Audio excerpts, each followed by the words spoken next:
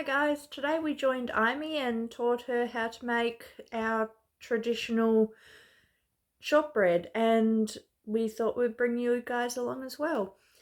We ended up cooking it up at the moorings again and ended up giving most of it to the staff and a couple of the customers that wanted to try some. So I hope you enjoy, and I'll bring you along with us. Today I'll be showing Imee and you guys how to make shortbread. So we've got, what is it? We've got half a cup of caster sugar, 2 cups of plain flour and half a cup of rice flour, mixed with 250 grams of milk and butter. So before we do anything, we've got to grease our pan so that way the shortbread doesn't stick. We'll do some of this. Make sure that's nice and greased. And we don't stick to the bottom of the pan. Alright, so we've greased the pan so that way nothing sticks to it when we put it in the oven. The oven's preset at 150 degrees.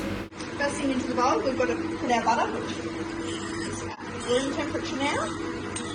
Important that it's at room temperature so that way you don't have to mix so hard and it actually congeals properly with the sugar.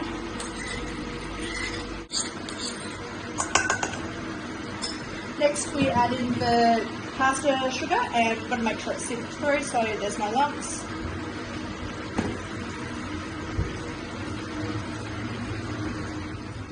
Probably. Okay. Alright. Once all the butter and the sugar is combined, we can start adding in the corn flour and the plain flour. You want to make sure it's a nice consistency and a thick paste.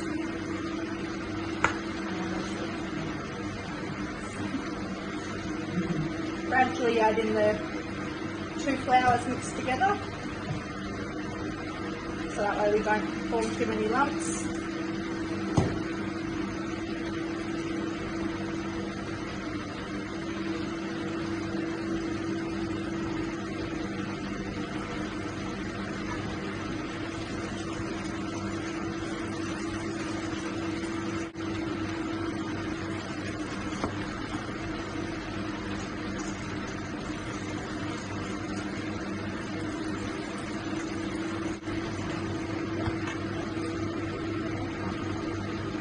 Ten something things. Bucket.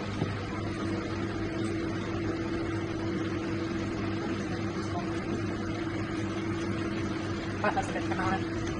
That has a bit of camera.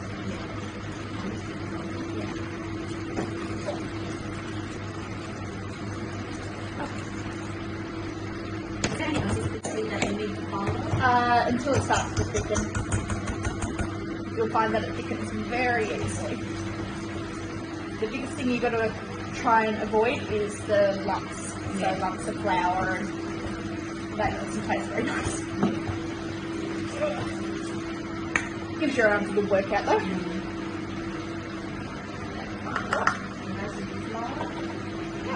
Last of the flour. This one's a pretty simple recipe, but it tastes really, really good.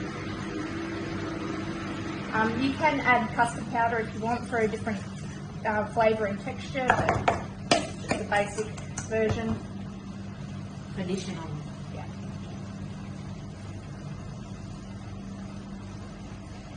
Get our hands dirty anyway. You'll find it very soft to touch.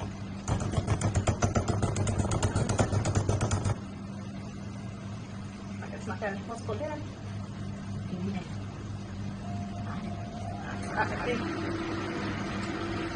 And we just get our hands messy and combine it with the rest of the satisfying lumps. You find it's very sticky to start with.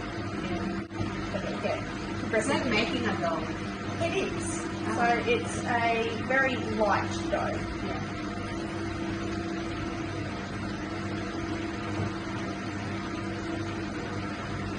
Very stickiness. The biggest thing is you don't want to actually overwork the dough, or otherwise it'll be hard. Now we're almost ready to put it into the pan. That is easy. It is easy. It's quick, easy, and quite cheap as well to make. Yeah. You'll find this one's a lot softer than what you'll get in shops. They tend to go for the harder side.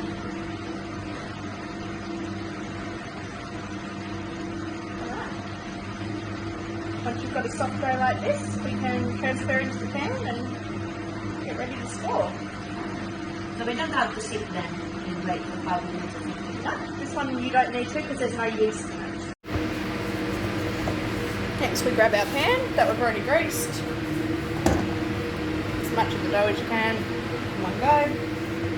You'll find it comes out of the bowl quite easily when it's mixed together properly. Yeah. Just joins together and then you just flatten it out.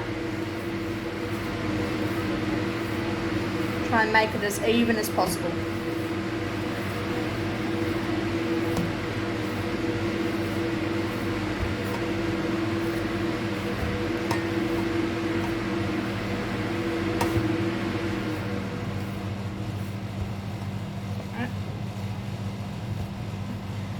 Might have a little bit too big of a pan, but that's easy enough fix. We can just pull it across.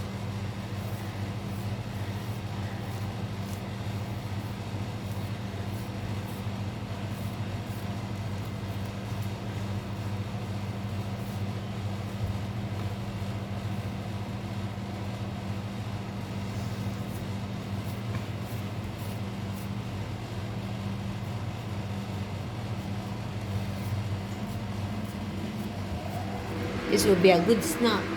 It is very lovely to have with a cup of tea or a cup of coffee. Yeah.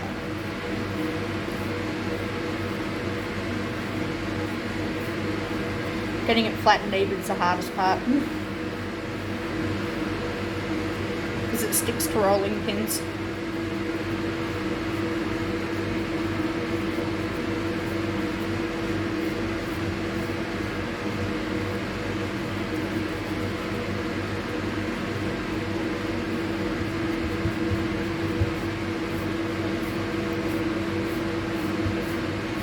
There we go. So how long are we going to cook this one? I think it's half an hour, but I'll check in just a second. Yeah.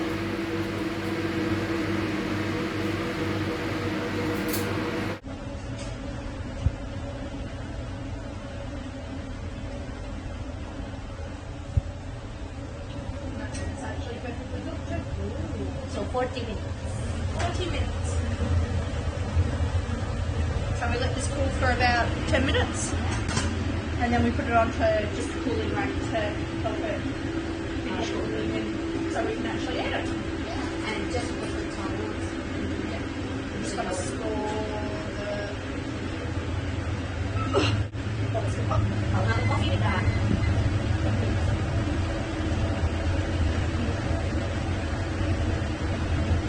It's not stuck, which is good. So you cut it while it's still hot, so that way it doesn't crumble everywhere. The butter holds it together. Yeah. Yummy. And I'll sprinkle some caster sugar on top in just a second.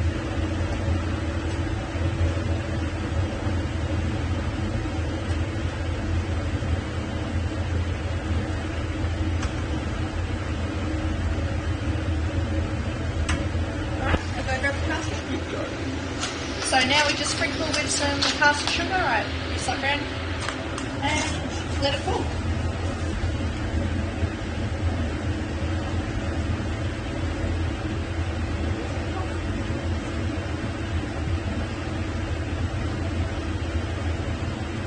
Just add some extra flavour.